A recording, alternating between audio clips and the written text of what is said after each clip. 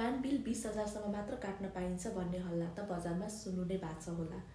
के रहेछ प्यान बिलको limit? Let's have a look. Welcome to day 3 of smart tax week.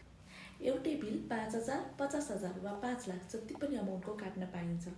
तर त्यो बिल काटिसकेपछि तपाईँको कारोबारले भ्याट रजिस्ट्रेसनको लिमिटलाई क्रस गर्नु हुँदैन। भ्याट रजिस्ट्रेसनको लिमिट थाहा पाउनलाई डे 2 को भिडियो हेर्नुहोला। त्यसो भयो 20,000को लिमिट कसको लागि रहेछ त?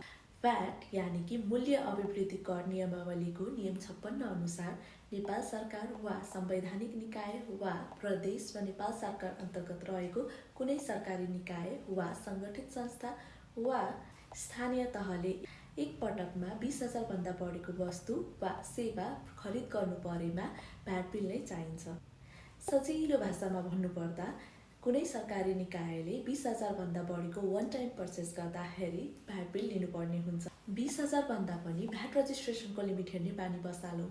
फलो गर्न नबिर्सिनुहोला। Stay tune for day 4 of smart tax week.